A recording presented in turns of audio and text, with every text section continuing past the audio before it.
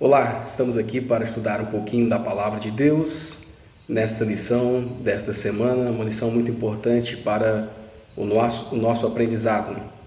A lição que vem falando sobre a pureza do Evangelho. Uma lição muito importante. Oremos a Deus para que Deus conduza a nossa mente para o entendimento da sua palavra. O texto bíblico nos diz assim: assim que já não és mais servo, mas filho, se és filho, és também herdeiro de Deus por Cristo. O texto da pena inspirada diz assim: mas Deus deu ao homem uma norma completa de vida na lei. Caso obedeça a ela, viverá por isso mediante os méritos de Cristo.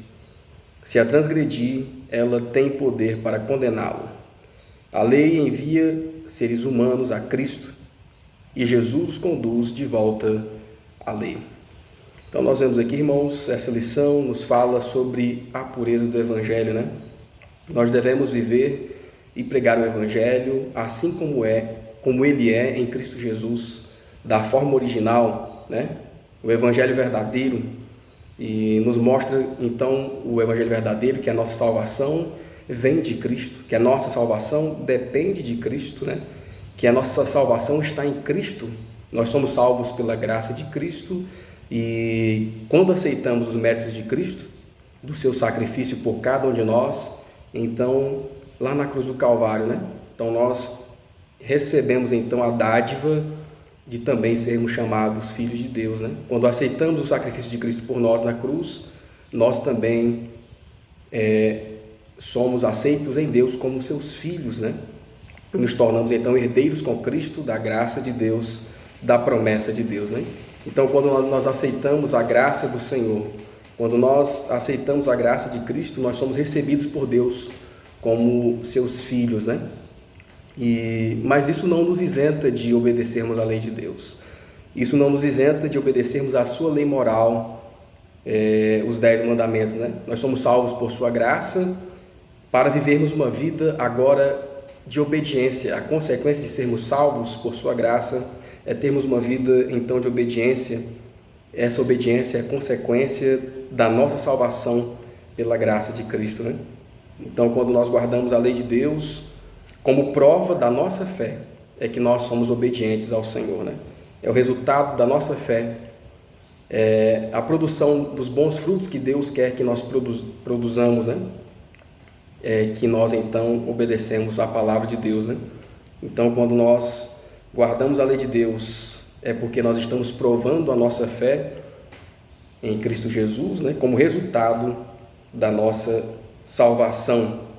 E como prova de obediência, né? Porque fomos salvos pelo Senhor, por Jesus, então reconhecemos o seu sacrifício, então por amor a esse sacrifício, por gratidão a esse sacrifício de Jesus, por gratidão por sermos salvos pela graça, é que nós então vivemos em obediência à palavra de Deus, em obediência à lei do Senhor, né? Então, entendendo que somos salvos pela graça, que somos aceitos por Jesus, por intermédio de Jesus, como filhos de Deus, né?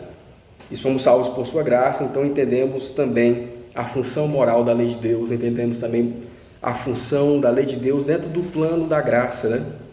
Dentro do concerto da graça. E ela não nos salva, mas ela tem uma função importante. Ela nos mostra o nosso pecado, a lei nos mostra o nosso erro, ela nos aponta, né, aonde caímos, a nossa dificuldade, mas ela também nos mostra Cristo. Nos mostra Cristo, que é a solução para os nossos problemas, né? Ela nos aponta o Criador como quem é o único que pode nos resgatar das garras do pecado, né? Então, quando nós aceitamos os méritos de Cristo, a graça de Cristo, é Cristo que nos capacita, então, a vivermos de acordo com a sua vontade. É Cristo que nos capacita a termos um verdadeiro desejo de viver em obediência. É por meio da ação do Espírito Santo é que essa transformação acontece dentro do nosso coração. É o Espírito Santo, então, que nos capacita para vivermos de acordo agora, depois que fomos salvos, de aceitarmos os méritos de Cristo. O Espírito Santo nos capacita para obedecermos a lei do Senhor, para andarmos de acordo com os seus preceitos, como resultado da nossa salvação, como resultado da prova da nossa fé, né? Agora, né? Então, essa transformação de mente, essa transformação de desejo, de caráter, de entendimento, é uma transformação de dentro para fora. Quem faz é o Espírito Santo de Deus, né? Porque aceitamos a graça de Jesus em nossa vida, agora, então, vivemos uma vida de acordo com a palavra de Deus, os seus mandamentos, de acordo com o caráter do Senhor, né? Essa transformação de dentro para fora é uma obra de salvação que começa em Cristo, começa em Deus e termina no próprio Deus, né? Então nós devemos estar observando a palavra do Senhor como ela é em Cristo Jesus, como ela é verdadeiramente, né? Então tendo uma vida de acordo com o que Deus quer. Uma vida de acordo com a lei de Deus é o resultado, né, de aceitarmos em primeiro lugar a graça de Cristo e seus méritos em nossas vidas. E então aí sim nós passamos a entender realmente o que é a verdadeira obediência. E nessa lição Deus está nos chamando então para defendermos o verdadeiro evangelho. Deus está nos chamando, assim como chamou o apóstolo Paulo nos tempos passados, chamou Abraão e todos os patriarcas, né? A igreja do passado, a igreja primitiva. Hoje Deus também está nos chamando para defendermos a verdade bíblica, defendermos a salvação em Cristo Jesus pela sua graça, mas também que devemos obedecer a sua palavra, obedecendo como resultado da nossa salvação, obedecermos a sua lei. Hoje nós somos chamados então a defendermos essa verdade bíblica, a defendermos a Bíblia, né? E a resistir àqueles que querem distorcer a palavra de Deus, a resistir àqueles que querem distorcer a verdadeira fé. O primeiro tópico nos fala sobre nossa única esperança. Nós vamos ver aqui como o apóstolo Paulo fazia o trabalho missionário com aquelas pessoas que ele entrava em contato. A letra A, o que devemos aprender da abordagem de Paulo, especialmente ao compartilhar verdades impopulares com outras pessoas. 2 Coríntios 4, 5 Gálatas 3, 19 a 22. Porque não nos pregamos a nós mesmos, mas a Cristo Jesus, o Senhor, e nós mesmos somos vossos servos, por amor de Jesus. Então Paulo ele pregava, ele tinha muito cuidado nessa pregação, no seu trabalho missionário, ele tinha um cuidado pela unção do Espírito Santo, ele tinha tato ao falar às pessoas sobre o amor de Deus, né? Ele usava a abordagem, em primeiro lugar, apresentando aos ouvintes as verdades do Evangelho, aquelas pessoas que aceitavam a sua pregação. Ele, em primeiro lugar, apresentava a Cristo, né, como sendo o único e suficiente Salvador de toda a humanidade, né? Ele apresentava o amor de Deus pela humanidade. Ele apresentava às pessoas que aquele amor de Deus foi tão grande a ponto de enviar o seu próprio Filho como sacrifício para morrer em favor dos homens, para livrá-los das mãos do inimigo de Deus, né? Para libertá-los do pecado. Então, Paulo, no primeiro momento, ele transmitia a palavra de Deus, né? Ele se demorava na transmissão da palavra de Deus, se demorava no amor de Deus, na graça de Cristo, se demorava em apresentar a Cristo o seu sacrifício, os seus méritos na cruz do Calvário para salvar a pessoa, né? Mostrava a graça de Deus, ele fazia a pessoa entender que precisava de um Salvador, precisava fazer com que a pessoa passasse a entender que ela precisava primeiramente entregar o seu coração a Jesus, né? Precisava aceitar a Jesus como seu único e suficiente Salvador. Só então depois Paulo então apresentava a lei de Deus, né, como prova de obediência, como resultado daquela salvação, como resultado daquela entrega da sua vida a Jesus, né? Hoje muitas vezes nós erramos porque nós invertemos as coisas. Queremos apresentar para as pessoas as normas, as regras, né, como um fardo pesado, e só depois então que nós apresentamos a Deus, né?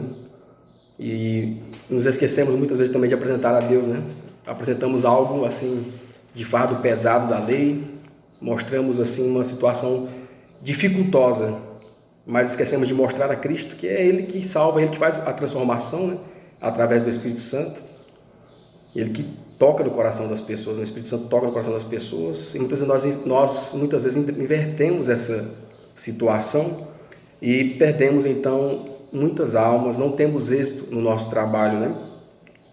Muitas vezes nós esquecemos de mostrar a Cristo e a sua graça, né? Que é essa graça de Cristo que nos faz obedecer por amor, né?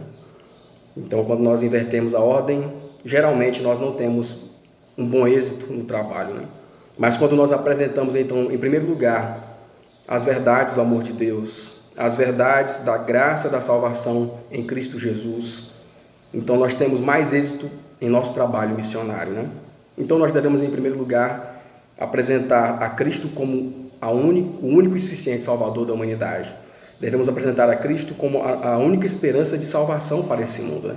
Como a única fonte de salvação para esse mundo, e que Ele nos dá a sua graça salvadora, e que a consequência de sermos salvos, então, por Cristo, de aceitarmos o seu sacrifício, é que por amor guardamos a sua lei, né? Então, em primeiro lugar, a pessoa precisa entregar o seu coração a Deus.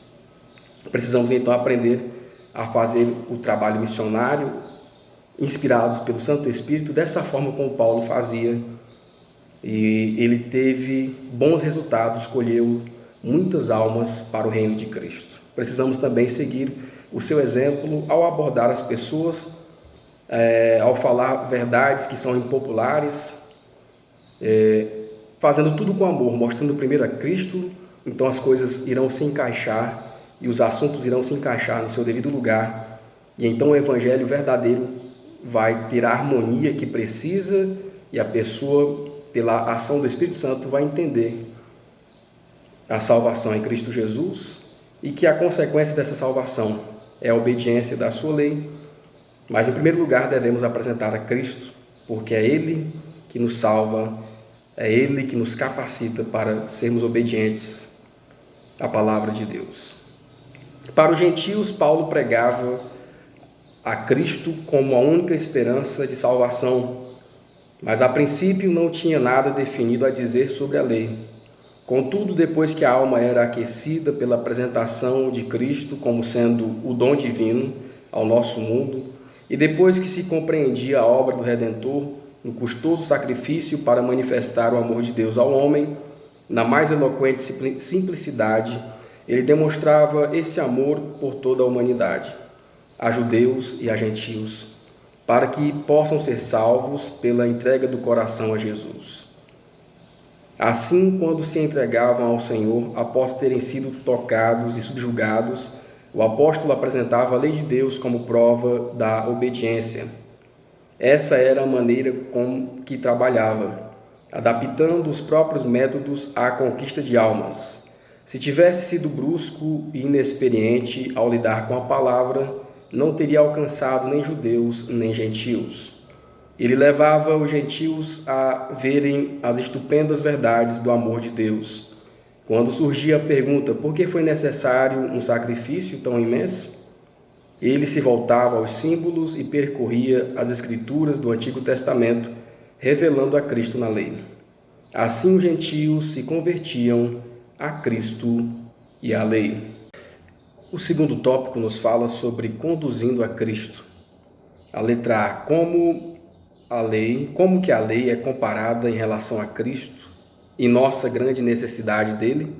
Gálatas 3, 23, 26. João 15, verso 5. Aqui, a primeira pergunta nos mostra algo, né, que por aí no mundo religioso é distorcido, né? Algo que no mundo religioso é ensinado de uma forma incorreta. Mas nós temos aqui como é a verdade da forma como Deus quer que apresentemos, né? Então o texto bíblico aqui nos apresenta a figura do aio. A figura do aio é aquele tutor, né? Nos tempos antigos, é o pedagogo do mundo moderno, né? É aquele que guiava os menores, que conduzia as crianças, né, aos seus pais ou aos lugares onde eles deveriam ir, né, os orientava, né, os conduzia né, estava sob a sua proteção. Então, a lei é o aio, né, é o guia, né?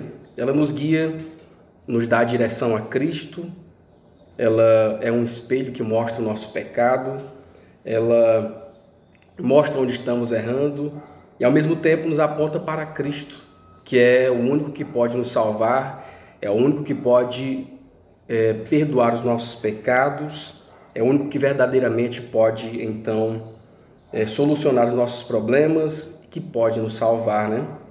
Então nós devemos entender a lei de Deus, estudar a palavra de Deus, ter a lei de Deus em nosso coração, mas devemos lembrar que ela apenas nos conduz a Cristo. Nos aponta o nosso pecado, ela é a norma de julgamento, ela não tem o poder de salvar, mas ela nos conduz a Cristo, ela nos orienta a buscarmos a solução em quem pode resolver, que é Cristo Jesus, né? Então, é Cristo Jesus que coloca em nós um novo coração, é Cristo Jesus que nos dá um novo entendimento. Aí sim, Ele implanta em nós o desejo de obediência, e aí sim nós obedecemos a sua lei, né? Então, a lei de Deus, ela também aponta para a sua justiça, e ela também aponta o papel da graça de Cristo ali, né? Embora aparentemente fica parecendo que há uma contradição, mas não. A justiça de Deus e sua graça, elas se complementam na lei de Deus, né? Se encontram na lei de Deus e se complementam ali na lei de Deus, porque apontam para Cristo como o único e suficiente Salvador, né?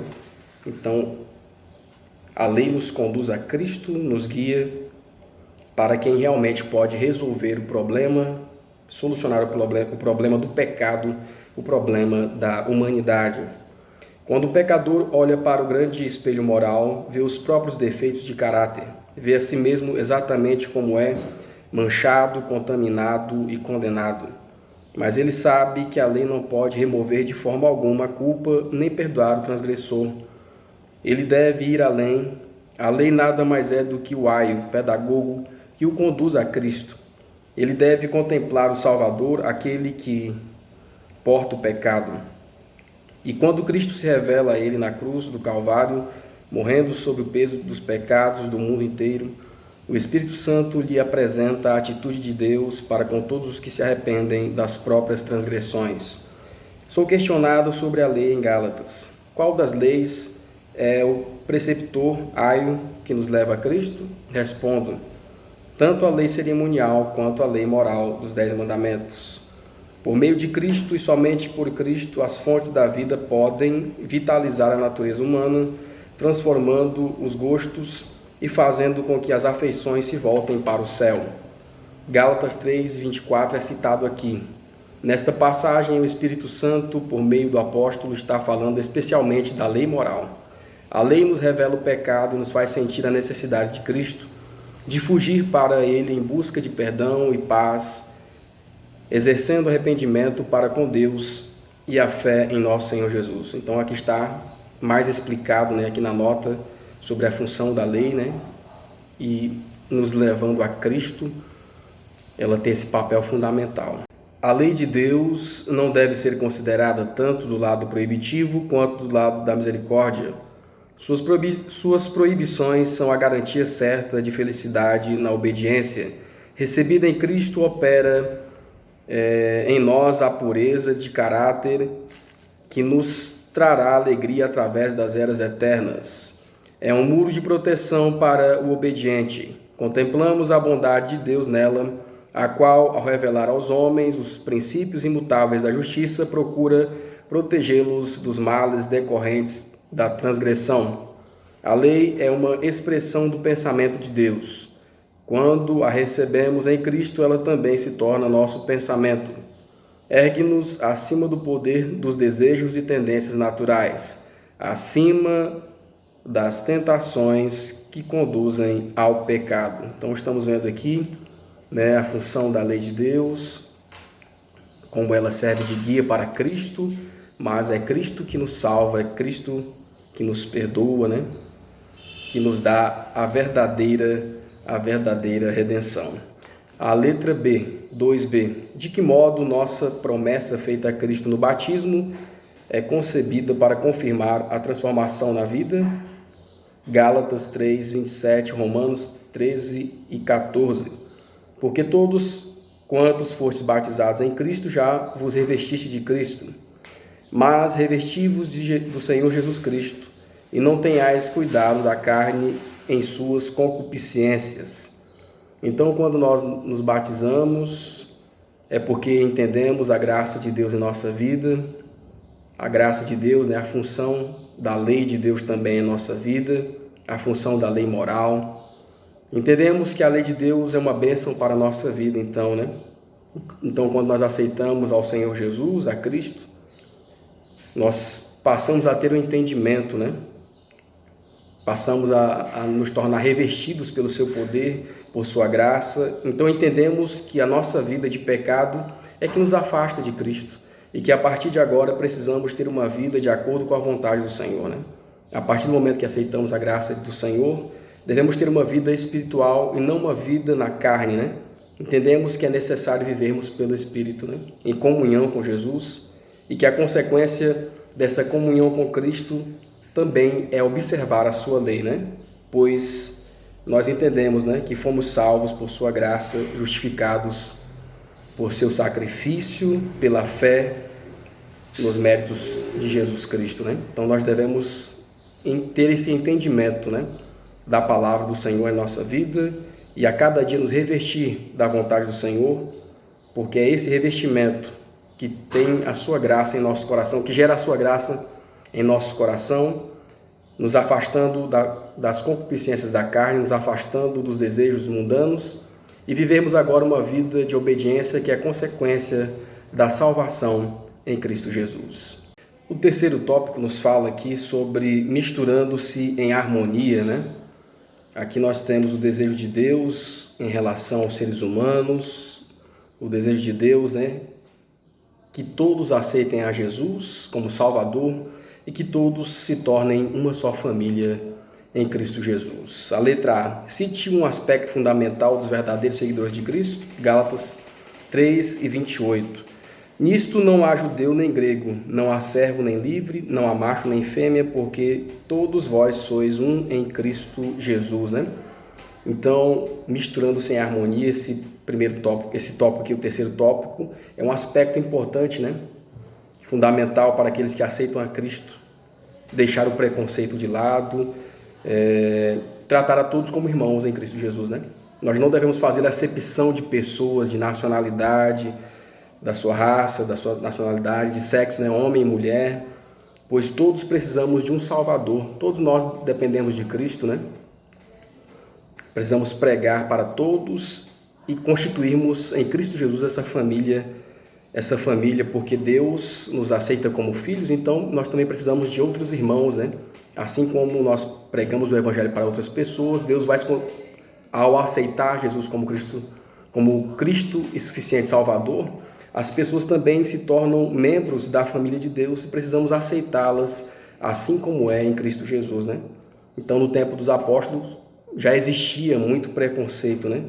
Já era comum fazer acepção de pessoas por sua nacionalidade, por sua raça, pelo sexo, né? As mulheres eram menosprezadas, né? E muito. Isso já fazia parte da cultura deles, né? Mas Cristo veio mostrar uma situação diferente, onde ele aceitou a todos, né? E queria salvar a todos, e morreu pela salvação de todos, né? Então, até a questão da escravidão, Paulo citou aqui, né? Falando que agora para Deus não há servo nem há senhor, né? Todos são livres diante de Deus, né? Todos diante de Deus fazem parte da mesma família, todos diante de Deus têm a sua liberdade preservada, né? Então, todos os seres humanos dependem de Deus. Precisamos entender isso, né?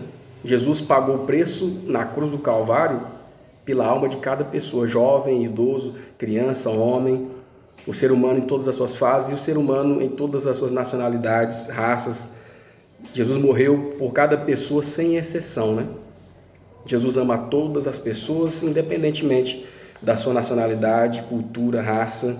Deus ama homens, mulheres, jovens, crianças, todas as pessoas, né? Então precisamos entender esse aspecto fundamental. Assim nós iremos melhorar nosso trabalho missionário frente às pessoas que nós iremos encontrar no dia a dia também. Qualquer membro da família humana que se entregar a Cristo Quem quer que ouça a verdade e a ela obedeça se torna filho de uma só família. O ignorante e o sábio, o rico e o pobre, o pagão e o escravo, branco ou negro. Jesus pagou o preço pela alma deles. Se crerem nele, receberão o sangue purificador. O nome do negro está escrito no livro da vida ao lado do nome do branco. Todos são um em Cristo. Nascimento, posição, nacionalidade ou cor não podem elevar ou degradar os homens. O caráter é que faz o homem. Se um pele vermelha, índio norte-americano, um chinês ou um africano entregar o coração a Deus em obediência e fé, Jesus o amará independentemente da etnia a que pertença. Ele o chama de irmão amado. Visto que os filhos de Deus são um em Cristo, como Jesus vê as castas, as diferenças sociais, o afastamento do homem pelos próprios semelhantes devido à cor, etnia, posição, riqueza, nascimento ou conquistas, o segredo da união se encontra na igualdade dos crentes em Cristo. Explique nosso dever cristão, visto que existem diferenças na sociedade, Vós servos, Efésios 6, 5 e 9. Vós servos, obedecei ao vosso Senhor segundo a carne, com temor e tremor, na sinceridade de vosso coração, como a Cristo, não servindo à vista como para agradar aos homens, mas servos de Cristo, fazendo de coração a vontade de Deus, servindo de boa vontade como ao Senhor e não como aos homens, sabendo que cada um receberá do Senhor todo o bem que fizer, seja servo, seja livre. E vós, senhores, fazei o mesmo para com eles, deixando as ameaças, sabendo também que o Senhor deles e vosso está no céu, e que para com ele não há acepção de pessoas. Então nós vemos aqui que é um complemento da primeira pergunta. Então nós devemos, o nosso dever como cristãos, devemos imitar o exemplo de Cristo. Quando esteve aqui nessa terra, ele buscou a todos indistintamente, independente da sua nacionalidade, homem, mulher, jovem, crianças. Então Cristo buscou a todos com amor e pregou o evangelho a todos com amor, morreu em favor de todos, para dar o direito de salvação, trazer o verdadeiro arrependimento a cada pessoa, Então nós também devemos imitar a Cristo. Esse é o nosso dever, aceitar a todos como da mesma família de fé, Precisamos pregar o evangelho a todas as pessoas, e vivermos o verdadeiro amor como Cristo quer que vivamos, Que vivamos a todas as pessoas ao nosso redor. Assim nós alcançaremos muitas pessoas, indistintamente, pessoas de diferentes nacionalidades e de diferentes classes sociais, de diversas raças. Tudo isso para a glória de Deus, tudo isso para serem salvas em Cristo Jesus. Quando nós entendemos e temos essa maturidade, a obra de Deus é então beneficiada pelo trabalho que o Espírito Santo faz através de nós. Cristo e sua missão têm sido mal representados e multidões sentem que estão praticamente excluídas do ministério evangélico, mas não as deixam sentir que estão afastadas de Cristo. Não existem barreiras que o homem ou Satanás possam erguer, que a fé não possa transpor. Não existe nenhuma pessoa ou nação que seja perfeita em todos os hábitos e pensamentos. É preciso aprender uns com os outros. Portanto, Deus deseja que as diferentes nacionalidades se misturem e se tornem uma em entendimento e propósito. Só assim se demonstrará a união que há em Cristo, a nossa responsabilidade. Contemplem a Jesus, irmãos, imitem suas maneiras e seu espírito e não terão problemas para alcançar as diferentes classes sociais.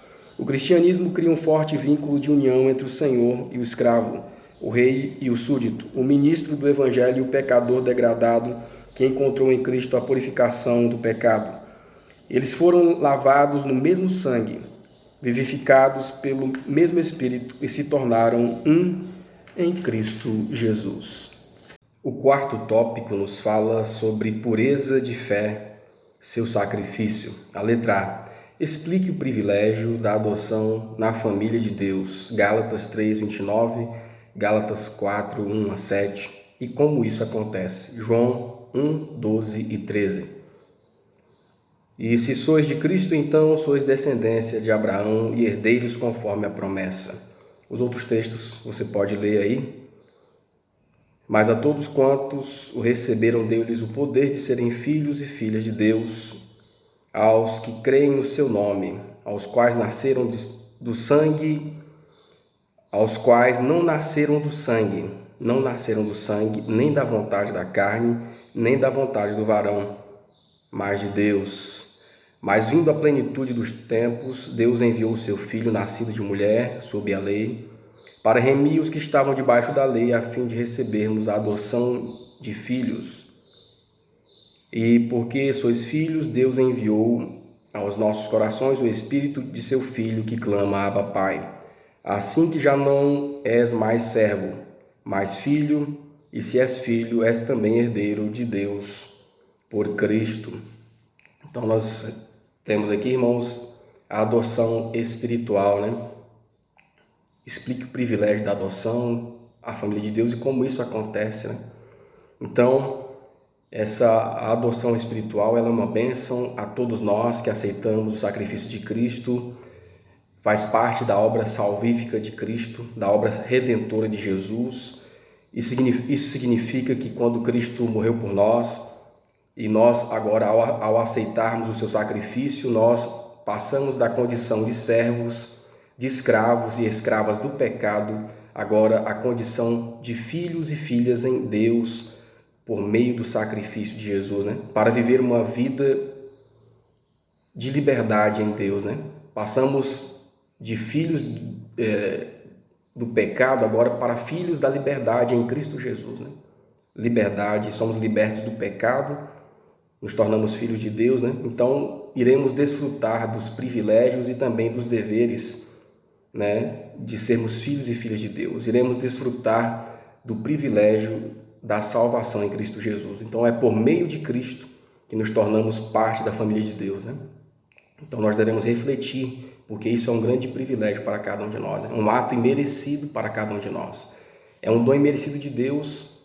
Estávamos no pecado, mas mesmo assim Deus, no seu plano da redenção, porque ama tanto o ser humano, então enviou o seu Filho para morrer por nós, para nos resgatar do pecado, nos trazer de volta à condição original de filhos e filhas em Cristo Jesus, né? Então, um grande privilégio passarmos da condição de criaturas agora para a condição de filhos e filhas em Cristo Jesus, né?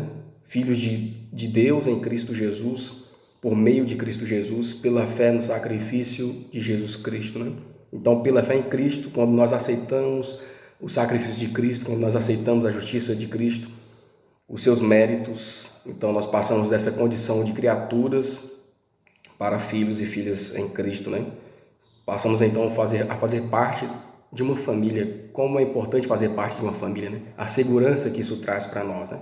Na vida física aqui na Terra, muito mais na vida espiritual, quando nós somos aceitos por Deus, né? Pelo Espírito Santo, por Cristo. Então nós temos o privilégio de desfrutar de uma relação íntima com Deus, né? De uma relação íntima de pai e filho, né? Porque Deus é nosso Pai. Então, nós passamos a ter muitos irmãos, passamos a ter muitas irmãs, né? Em Cristo. Privilégio de ser membro, então, dessa família celestial, dessa família espiritual, né? Uma bênção que só é possível por quê? Porque por meio de Cristo nós fomos aceitos em Deus, por meio de Cristo nós recebemos, então, essa condição especial de sermos chamados de filhos e filhas em Cristo Jesus, né? A adoção, né? E assim nós nos tornamos herdeiros, né? Da promessa, por causa que aceitamos o sacrifício de Cristo. Então, por meio dessa adoção divina, nós também nos tornamos herdeiros com Cristo da promessa, né? Deixamos de ser escravos do pecado e uma pessoa sem herança, uma pessoa sem direito, agora passamos à condição de filhos, portadores de todos os privilégios, direitos, mas também deveres em relação a Deus, né? Passamos a ter direito em Cristo a uma herança incorruptível, a herança da salvação, a herança da vida eterna. Isso é o mais importante para nós, né? Uma herança incontaminável, né? Que está reservada somente aos fiéis, né? Aqueles que buscam a Deus, aqueles que têm a fé em Jesus para a sua salvação, né? E da mesma forma que passamos a ter direitos, privilégios, nós também passamos a ter deveres espirituais como filhos de Deus, né? Como filhos de Deus, agora nós devemos nos apartar de tudo aquilo que nos afasta da presença do Senhor. Como filhos de Deus, devemos nos afastar do mundo e dos seus prazeres corruptores, né? Então, como filhos de Deus, nós devemos praticar a justiça em Cristo Jesus, devemos amar o nosso próximo, os nossos inimigos, nos afastar de tudo aquilo que é imundo diante de Deus e que nos leva ao pecado. Então, nós devemos também glorificar a Deus em toda e qualquer situação em nossa vida, né? Então, nós temos privilégios, mas também temos deveres, né?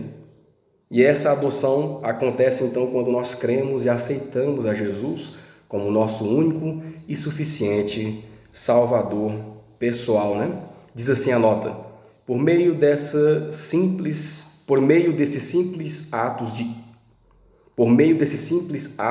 de crer em Deus, o Espírito Santo gera uma nova vida no coração. Então nós vemos como é que isso acontece internamente em nossos corações, né? Esse processo de adoção.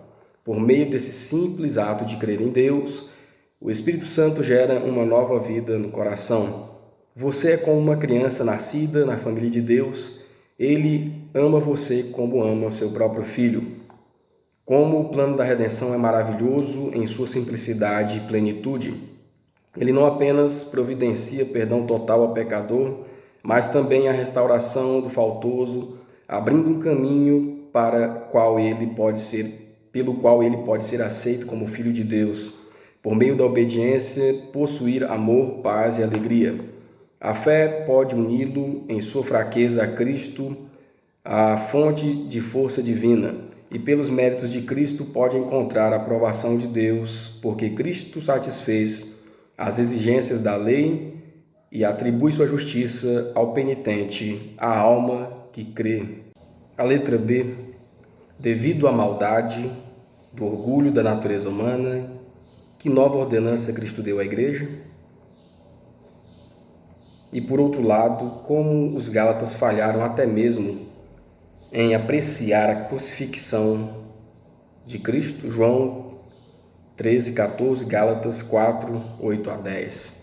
Vamos então ver esse texto. Ora, se eu, Senhor e Mestre, vos lavei os pés, vós deveis também lavar os pés uns dos outros, né? Que nova ordenança Cristo deu a essa igreja, devido ao orgulho, né? Então o orgulho ele faz parte da natureza humana. O orgulho ele corrompe, né, a natureza humana, mesmo dentro da igreja, mesmo dentro de uma família, né? E Cristo, vendo que esse orgulho, né, iria causar um grande mal, deu essa ordenança aqui aos seus servos, aos seus discípulos, e essa ordenança também chegou até nós, né? O orgulho muitas vezes, né, é aflorado no meio mesmo dentro de uma família, onde um quer ser maior do que o outro, né? Um quer mostrar que é melhor do que o outro, mesmo dentro do povo de Deus, né? Então Jesus deixou essa cerimônia do lavar pés como uma representação de humildade, né, entre os filhos de Deus, entre o povo de Deus, né? Mostrando que para Deus todos nós somos iguais, todos nós somos filhos e filhas, todos nós estamos na mesma condição, né? Não existe maior ou menor diante de Deus, né? Todos nós somos irmãos em Cristo Jesus e filhos e co-herdeiros nessa herança da salvação, né? Por intermédio de Cristo, né? Então, Cristo aqui deixou essa ordenança sobre a prática do lava-pés. Ele mesmo praticou com seus discípulos, né? E nos ensina que nosso orgulho deve ser tirado dos nossos corações, né? E aqui, por outro lado, como os Gálatas falharam até mesmo em apreciar a crucifixão de Cristo.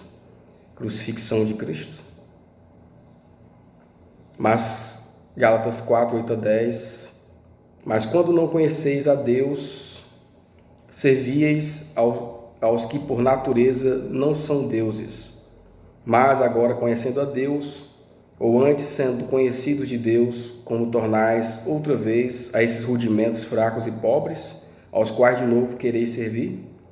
Guardais dias e meses, tempos e anos, né? Então nós vemos aqui que os Gálatas falharam em seguir a vontade de Deus, né?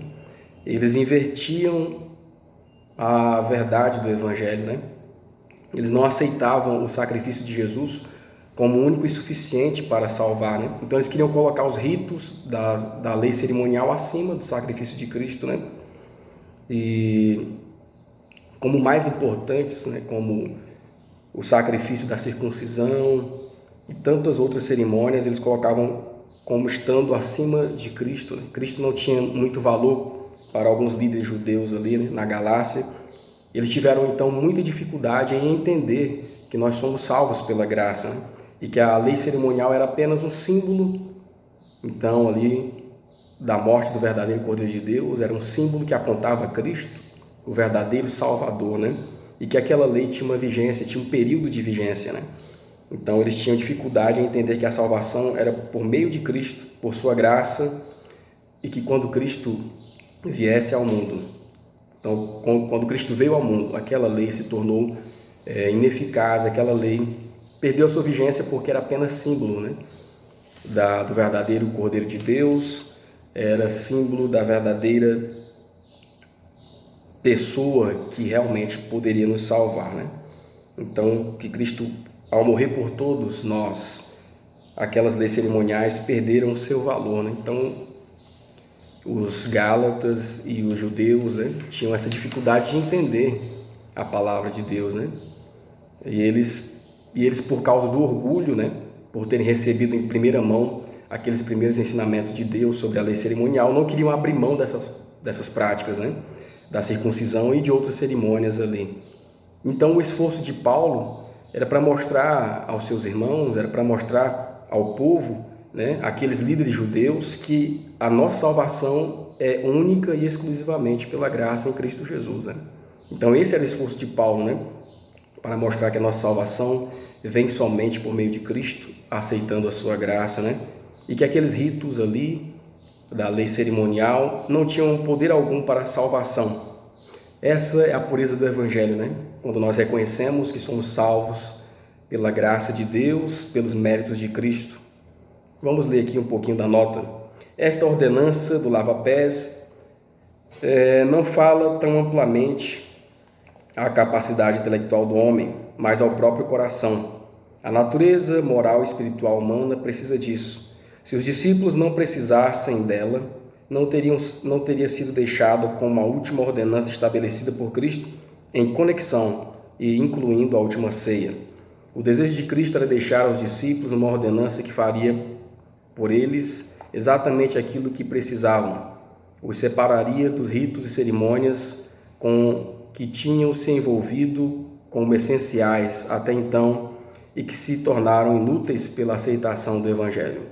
Continuar na prática desses ritos seria um insulto a Jeová. Nas igrejas da Galácia, o erro aberto e exposto estava imprimindo a fé no Evangelho, estava suprimindo a fé no Evangelho. Esse erro, né?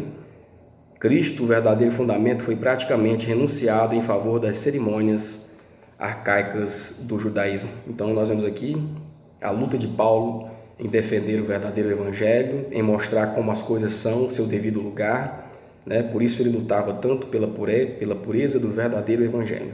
E assim também devemos ser nós nesses últimos dias em que estamos vivendo. Lutar pela pureza do Evangelho e pregar o Evangelho, viver o Evangelho assim como ele é em Cristo Jesus. O quinto tópico nos fala sobre uma obra de amor. O que podemos aprender dos afetuosos apelos de Paulo, Gálatas 4, 11 a 18? Temo que os meus esforços por vocês tenham sido inúteis. Eu lhes suplico, irmãos, que se tornem como eu, pois eu me tornei como vocês. Em nada vocês me ofenderam. Como sabem, foi por causa de uma doença que lhes preguei o Evangelho pela primeira vez. Embora a minha doença lhes tenha sido como provação, vocês não me trataram com desprezo ou desdém.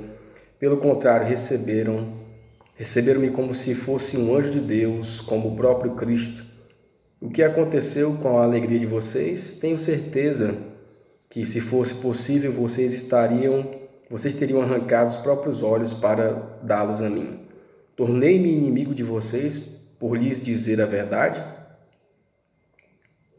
Os que fazem tanto esforço para agradá-los não agem bem, mas querem isolá-los a fim de que vocês também mostrem zelo por eles.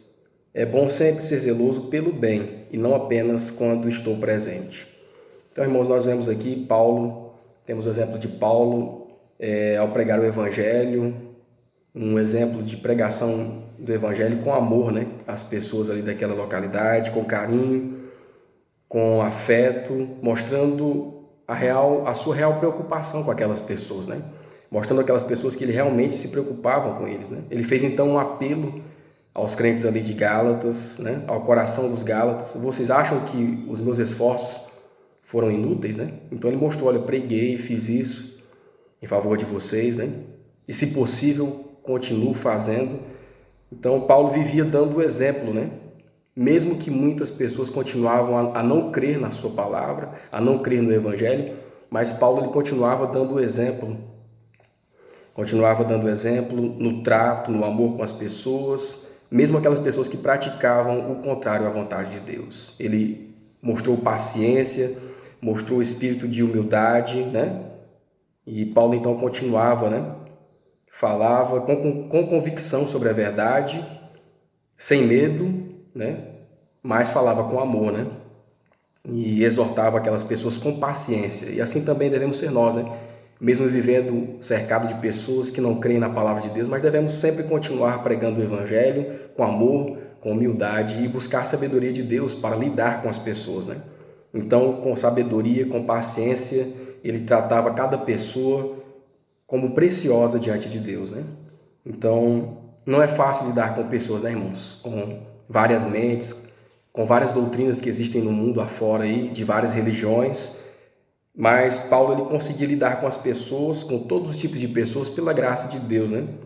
Que estavam ao seu redor, aquelas pessoas. Então ele entrava em contato com aquelas pessoas e ele tinha sucesso em muitos casos porque ele tinha intimidade com Deus. A sua força vinha de Deus, o seu poder de comunicação vinha do Espírito Santo, né? Então nós precisamos nesses últimos dias também seguir o exemplo de Paulo, estarmos continuamente ligados com Deus, precisamos continuar a falar a verdade com amor, com paciência, com humildade, mesmo aquelas pessoas que muitas vezes não dão ouvidos, mas precisamos continuar com carinho, com amabilidade, a pregar o evangelho, né? Essa capacidade que Paulo tinha então de lidar com as pessoas, ela vinha do próprio Deus, né? Então nos mostra que devemos ter essa capacidade de lidar com as pessoas, mas essa capacidade só virá até nós se estivermos buscando de Deus, né? Aqui diz o Espírito de Profecia: lidar sabiamente com vários tipos de mentalidade, sob circunstâncias e condições variadas, é uma obra que exige sabedoria e juízo iluminados e santificados pelo Espírito de Deus. O ministro de Cristo deve aprender a importância de adaptar as atividades à situação daqueles a quem procura abençoar. Ternura, paciência, decisão, firmeza são igualmente necessárias, mas devem ser exercidas com a devida habilidade. Somente mantendo uma conexão íntima com Deus é que os servos do Senhor podem esperar enfrentar com sabedoria as provações e as dificuldades que ainda surgem nas igrejas.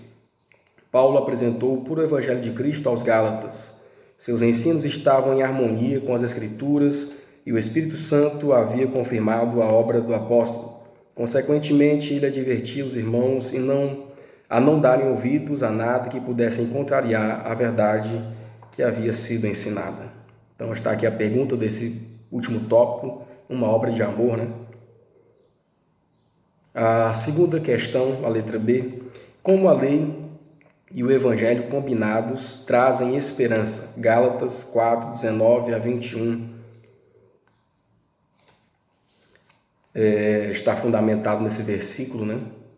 Irmãos, como a lei e o evangelho combinados trazem esperança? Então, muitos estudiosos há muito tempo vêm estudando, né, nesse mundo religioso, e eles falham em não enxergar que o mesmo Deus, o Deus que deu a lei, deu os seus mandamentos, é o mesmo Deus que vem do evangelho, é o mesmo Deus do evangelho, né? Os homens do mundo, os estudiosos, falham em entender que o mesmo Deus da lei é o mesmo Deus da graça, né? Esses homens falham em não enxergar essa realidade, que o mesmo Deus da cruz é o mesmo Deus do evangelho, é o mesmo Deus que oferece a sua graça para a salvação dos seres humanos, né? Então muitos causam grande conflito no mundo religioso, causam grande controvérsia, grande confusão, interpretando erroneamente que a lei está em oposição à graça, né? Que elas estão em oposição, mas na verdade não é, né? Sendo que na verdade a lei de Deus também faz parte da sua graça, né?